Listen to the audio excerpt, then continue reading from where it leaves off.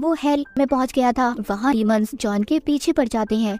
कहानी के शुरू में हमें एक वेपन हथियार के बारे में बताया जाता है जिसको तकदीर का भाला भी कहा जाता था। सबका कहना ये था कि जिसके हाथ में भी वो हथियार होगा उसकी दुनिया में हुकूमत होगी। लेकिन वर्ल्ड वॉर 2 के बाद वो हथियार कहीं पर गायब हो गया, जिसके बाद वो आज तक किसी को भी नहीं मिल पाया। हमें एक शहर दिखाया जाता है जहाँ पर हम एक आदमी को देखते हैं जो एक चर्च की सफाई कर रहा था। तभी उसे खुदाई करते हुए वहाँ पर एक कपड़े में लिपटा वो हथियार मिल जाता है, यानी कि तकदीर का भाला। जैसे ही वो आदमी उसे अपने हाथ में पकड़ता है तो उसके हाथ पर एक अजीब सा निशान बन जाता है। उसे हर तरफ से अजीब अजीब आवाजें भी सुनाई देने लगी थी। उसे न जाने क्या हो गया था, वो अपने होश में ही नहीं रहता। वो वहाँ से जाने लगता है। जब वो आदमी थोड़ा सा आगे जाता है तो उसका खतरनाक एक्सीडेंट होता है, पर उसे कुछ भी नहीं हुआ था। मगर जिस गाड़ी से उसका एक्सीडेंट हुआ था वो गाड़ी पूरी तरह तबाह हो गई थी, टूट फूट जाती है। यहीं से हमें आगे लॉस एंजलिस शहर का सीन दिखाया जाता है जहाँ पर एक आदमी जिसका नाम जॉन कॉन्स्टेंटीन था, उसको एक लड़की के अंदर से डीमन निकालने के लिए बुलाया गया था। जॉन दरअसल एक पैरानॉर्मल इन्वेस्टिगेटर होता है जो डीमंस को निकालने का काम और उनसे बात भी कर सकता था। अब क्योंकि डीमन ने पूरी तरह से उस लड़की पर अपना काबू कर लिया था, जॉन उस डीमन को एक होली निशान और अपने मंत्रों का इस्तेमाल करके उस डीमन को एक शीशे के अंदर कैद कर लेता है। पर वो शीशा टूट गया था, जिससे वो डीमन अब उस लड़की के अंदर से चला तो जाता है पर अभी भी वो इसी दुनिया में ही था। यहाँ पर मैं आपको बता दूं कि कोई भी डीमन या एंजल यानी फरिश्ता ऐसे ही दुनिया में नहीं आ सकते थे, क्योंकि ये गॉड और डेविल शैतान के असूल के खिलाफ था। उन्होंने अपना एक असूल बनाया था कि कोई भी डीमन या फरिश्ता उनकी इजाजत के बगैर दुनिया में नहीं जाएगा, क्योंकि डीमंस और फरिश्ते दुनिया में आकर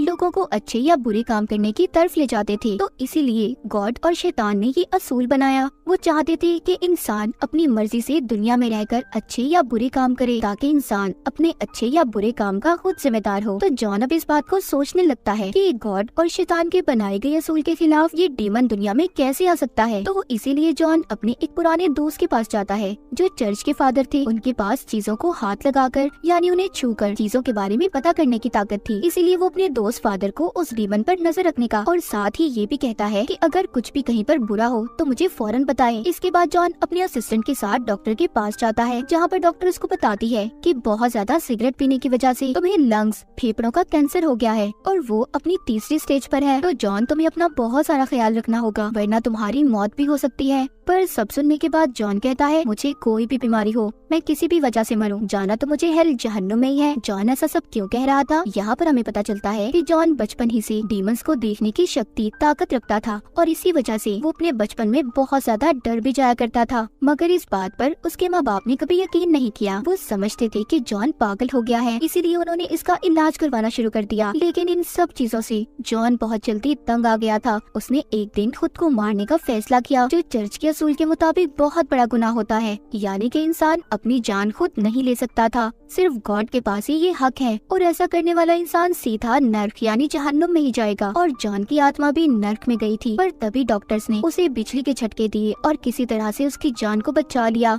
वो जिंदा तो हो गया, पर जॉन ने खुद को मारने का जो गुनाह किया था, अब जॉन जब भी मरेगा वो हेल यानी नर्क में ही जाएगा। इस एक्सीडेंट के बाद जॉन ने अपने अंदर की ताकतों को जाना और दुनिया में रहकर इंसानों के अंदर से डीमंस को निकालने का काम शुरू कर दिया, ताकि वो दुनिया में रहकर अच्छे काम करे, लोगों की जान बचाए। पर जॉन के बच जाने का शैतान को बहुत दुख था, तभी उसने ये कसम खाई थी कि जॉन जब भी मरेगा उसे शैतान लेने खुद दुनिया में आएगा। इसके बाद दिखाया जाता है कि जॉन एक चर्च में जाता है, जहाँ पर वो एक फीमेल फरिश्ते से मिलता है। वो फरिश्ता गॉड के करीब थी। जॉन उससे कहता है कि अब उसकी सोल आत्मा को गॉड माफ कर दी, क्योंकि अब तो वो अच्छे काम कर रहा है। फिर फरिश्ता कहती है कि तुम्हारा मकसद सिर्फ अच्छे काम करके जन्नत में जाना है, तुम अभी भी एक खुदगर्ज इंसान हो जो सिर्फ अपना मकसद पूरा करने के लिए लोगों की जान को बचाता है। सब बातें जानने के बाद जॉन को गुस्सा आ गया था, वो वहाँ से चला जाता है।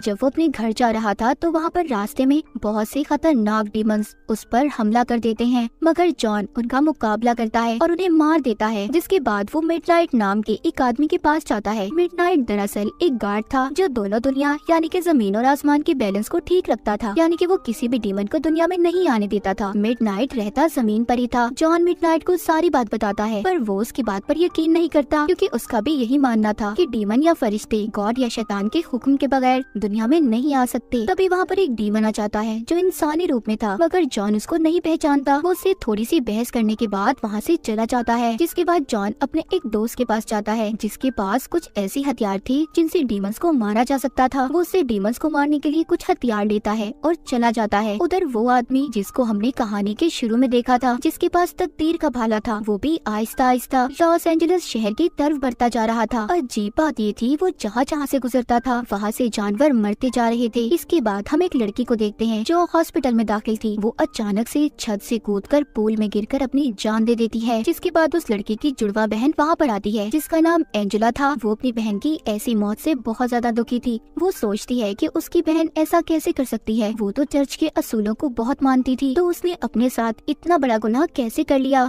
जिसका साफ मतलब अब उसकी आत्मा सीधा हेल में जाएगी। एंजेला की बहन के हाथ पर भी वही निशान था जो हमने कहानी के शुरू में उस आदमी की बाजू पर देखा था। एंजेला बैठी अब अपनी बहन की मरने से पहले की वीडियो देखती है, जिसमें मरने से पहले उसने जॉन कॉन्स्टेंटीन का नाम लिया था। तभी एंजेला अब जॉन के पास जाती है, मगर यहाँ पर जॉन एंजेला की मदद करने से मना कर देता है क्योंकि वो अपनी मौत और नर्क हेल वाली बात पर बहुत ज्यादा परेशान था। जब एंजेला उसके घर से जाने लगती है तो तभी जॉन देखता है कि उसके पीछे कुछ डीमंस थे जो एंजेला का पीछा कर रहे थे, इसलिए वो जल्दी से उसके पीछे जाता है और उसे उन डीमन से बचा लेता है। अब जॉन उसका साथ देने के लिए तैयार हो गया था। वो उसकी बहन के केस के बारे में भी जानने की कोशिश करता है। वो एक बिल्ली को हाथ में लेकर अपने पाँव को पानी में डालकर बैठ जाता है। ऐसा करने से वो हेल यानी नर्क में पहुंच गया था। वहाँ पर वो एंजेला की बहन की आत्मा से मिलता है। वो बताती है कि हाँ, मैंने खुद अपनी जान ली है, पर किस वजह से। इससे पहले वो बताती वहाँ नर्क के डीमंस जॉन के पीछे पड़ जाते हैं, जिस वजह से बिना बात जाने अब जॉन को वापस से दुनिया में आना पड़ता है। उधर फादर जो जॉन के दोस्त थे, उन्हें एंजेला की बहन से जुड़े कुछ सबूत मिलते हैं, तो वो हॉस्पिटल में एंजेला की बहन की लाश के पास जाते हैं। जब वो उसकी बाजू पर निशान देखते हैं और जब वो उसकी बाजू को पकड़ते हैं तो उन्हें पता नहीं क्या हो गया था। वहीं पर वो तड़प तड़प कर मर जाते हैं। जब जॉन को फादर की मौत का पता चलता है तो वो वहाँ पर आता है, जहाँ पर वो देखता है कि फादर ने अपना हिफाजती लॉकेट पहना ही नहीं था, जिस वजह से उनकी बुरी ताकतों की वजह से मौत हो गई। तभी वो उनके हाथ की तरफ देखता है जिससे खून आ रहा था। गौर करने पर उसे पता चलता है कि वो कोई निशान बना हुआ है जिसको फादर ने ही मरने से पहले अपने हाथ पर बनाया था, वही निशान जो एंजेला की बहन की बाजू पर था। अब इसी निशान के बारे में जानने के लिए जॉन अपने उसी दोस्त को फोन करता है जिससे वो डीमंस को मारने के लिए हथियार लाया था। जॉन का दोस्त उस निशान के बारे में जानने के बाद ये बताता है कि ये निशान शैतान के बेटे का है, जो खाली नर्क में नहीं बल्कि पूरी दुनिया पर कब्जा करना चाहता है, जिसके लिए उसे दो काम करने होंगे। एक तो ऐसे इंसान की जान लेना जिसके पास दिमाग की ताकतें हों, वो अपनी ऐसी ताकतों का इस्तेमाल करके कुछ भी पता कर ले, और दूसरा तकदीर का भाला। ये सब बताकर जैसे ही जॉन का दोस्त फोन रखता है उस पर मक्खियों का हमला हो जाता है, उसकी भी मौत हो गई थी। इसका मतलब ये सब अभी तक शैतान का बेटा कर रहा था। सब जानने के बाद जॉन एंजेला के पास जाकर उसे सब बताता है। वो दोनों समझ गई कि एंजेला की बहन इस बात को जानती थी कि शैतान का बेटा उसकी ताकतों का इस्तेमाल करके दुनिया में आना चाहता है, क्योंकि उसके पास दिमागी शक्तियाँ थी जो किसी भी चीज के बारे में पता कर सकती थी। इसलिए उसने जानबूझकर अपनी जान दे दी ताकि शैतान का बेटा अपने इस मकसद में कभी कामयाब ही ना हो। एंजेला बताती है कि उसके पास भी ऐसी ही ताकतें थी जैसी उसकी बहन के पास, पर उसने अपनी इन ताकतों के बारे में कभी जाना ही नहीं, इसीलिए वो ताकतें उससे दूर हो गई। पर एंजेला अब अपनी ताकतों को वापस से हासिल करना चाहती थी, इसलिए वो जॉन की मदद मांगती है। जॉन उसको एक बाथ टब में लिटा देता है। वो पानी के अंदर उसके मुंह को तब तक रखता है जब तक वो मौत के करीब नहीं पहुंच जाती। तभी अचानक से एंजेला बाहर आ जाती है। मौत को इतना करीब देखने की वजह से उसकी ताकतें वापस आ गई थी। एंजेला अब यहाँ पर अपनी दिमागी ताकत का इस्तेमाल करके जॉन को बताती है कि फादर और तुम्हारे दोस्त को एक डीमन ने मारा है जो आधा इंसान और आधा डीमन है। एंजेला उसी डीमन की बात कर रही थी जिससे पहले जॉन मिल चुका था, पर उसने उसे पहचाना नहीं था। सब जानने के बाद जॉन उस डीमन के पास जाकर उस पर होली वाटर गिराता है जिससे वो अपने असली रूप में आ गया था। वो डीमन बताता है कि तुम शैतान के बेटे को दुनिया में आने से नहीं रोक सकती, क्योंकि तकदीर का भाला भी उस तक पहुंचने वाला है। अब शैतान का बेटा एंजेला की आत्मा को लेना चाहता था, क्योंकि उसे पता चल गया था कि एंजेला की ताकतें वापस आ गई हैं, जैसे उसकी बहन के अंदर थी। इसीलिए शैतान एंजेला का इस्तेमाल कर अब दुनिया में आना चाहता था। जब एंजेला जॉन के साथ थी तभी कोई काली शक्ति आकर एंजेला को जॉन के पास से ले जाती है। वो उसे बहुत बचाने की कोशिश करता है बट नहीं बचा पाता। ये सब होने के बाद जॉन अब मिडनाइट के पास जाता है और उन्हें हमें इस बात का यकीन दिलाता है कि आसमान और जमीन का बैलेंस खराब हो गया है। डीमंस हमारी जमीन पर आने लगे हैं और इन सब के पीछे शैतान के बेटे का हाथ है। सब जानने के बाद मिडनाइट जॉन को एक कुर्सी देता है जिस पर बैठकर उसे भाले की सारी सच्चाई का पता चल गया था और वो ये भी पता कर लेता है कि इस वक्त एंजेला कहाँ पर है। जॉन अपने असिस्टेंट को भी अपने साथ ले जाता है। दूसरी तरफ एंजेला उसी पूल में थी जहाँ पर उसकी बहन ने छलांग लगाकर अपनी जान दी थी। तभी वहाँ पर एक आदमी आता है जो बहुत अजीब लग रहा था। एंजेला उस पर गोलियां चलाती है पर उसे कुछ भी नहीं होता और उसने एंजेला को पकड़ लिया था। जहाँ पर एंजेला थी उस जगह पर बहुत से डीमंस थे जो इंसानी रूप में एंजेला की आत्मा को लेने आए थे। पर वहाँ पर जॉन का असिस्टेंट होली वाटर को पानी के टैंक में मिला देता है, जिसके बाद उन डीमंस पर वो उसी पानी की बारिश करता है। वो सभी होली वाटर की वजह से जलने लगे थे। इस बात का फायदा उठाकर जॉन डीमंस को मार देता है। जब वहाँ पर एक डीमन उसे मारने की कोशिश कर रहा था तो जॉन का असिस्टेंट आकर उस डीमन को मार देता है, जिससे जॉन की जान बच गई थी। उधर एंजेला अभी भी पानी के पूल में थी जिसको शैतान के बेटे ने पोजेस्ड अपने कंट्रोल में कर लिया था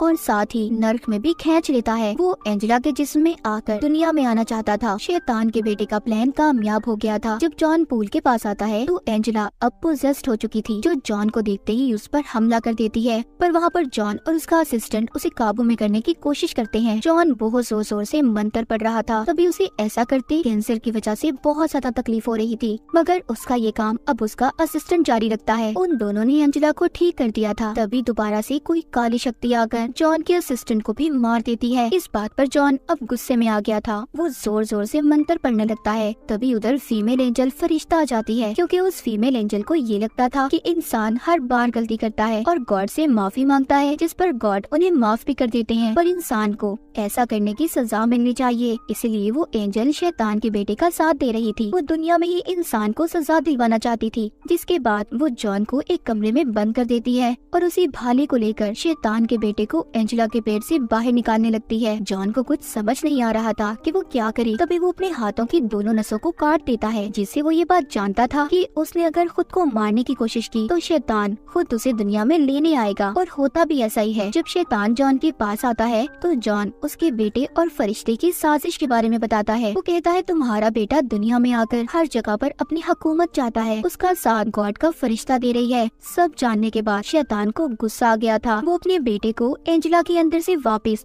हेल यानी नर्क में वापस भेज देता है और एंजल को सजा के तौर पर उसके दोनों परों को जलाकर एक आम इंसान में बदल देता है। शैतान सब कुछ ठीक करने के बाद बहुत खुश था। वो जॉन के मरने से पहले आखिरी ख्वाहिश बताने का कहता है, जिस पर वो कहता है कि मैं चाहता हूँ एंजेला की बहन की आत्मा को नर्क से निकालकर जन्नत में भेज दिया जाए, क्योंकि इन सब में उसका कोई कसूर नहीं था। उसे तो सिर्फ तुम्हारा बेटा अपने लिए इस्तेमाल करना चाहता था। सब जानने के बाद अब शैतान एंजेला की बहन की आत्मा को नर्क से आजाद करके जन्नत में भेज देता है। जिसके बाद वो जॉन को खींचकर नर्क दोज़ख में ले जाने लगता है। तभी जॉन की लाश अटक जाती है। उसके लिए जन्नत के दरवाजे खोल दिए गए थे, क्योंकि जॉन ने बिना किसी गर्ज के एंजेला की बहन की आत्मा को जन्नत में भिजवाया था। इसी अच्छी नियत की वजह से उसके लिए भी जन्नत के दरवाजे खोल दिए गए थे। इस बात पर शैतान को बहुत गुस्सा आता है। वो जॉन के कैंसर को खत्म करके उसे लंबी जिंदगी की बद्दुआ देता है और कहता है तुम दोबारा से दुनिया में अपनी जिंदगी शुरू करोगे। जब तुम अपनी इस जिंदगी में गुनाह करके मरोगे तो मैं तुम्हें लेने जरूर आऊंगा और तुम मेरे साथ ही हेल नर्क में जाओगे। ये सब कहने के बाद शैतान वापस अपनी दुनिया में चला गया था और जॉन अपनी दुनिया में सिगरेट को पीते हुए बुझा देता है। बाद में वो एंजेला के पास जाकर उस तकदीर के भाले को छुपाने का कहता है, ताकि उसका दोबारा कोई गलत इस्तेमाल ना कर सके। वो अपने असिस्टेंट की कब्र पर भी जाता है, जहाँ पर वो उसकी आत्मा को अपने सामने फरिश्ते के रूप में आसमान पर उड़ता हुआ देखता है। जॉन को अपनी जिंदगी का मकसद समझ आ गया था कि बस अच्छे काम करने हैं, जिसके बदले उसे जन्नत मिलेगी। तो हमेशा अपनी जिंदगी में अच्छे काम करें। इस मैसेज के साथ ही कहानी यहीं पर खत्म हो जाती है।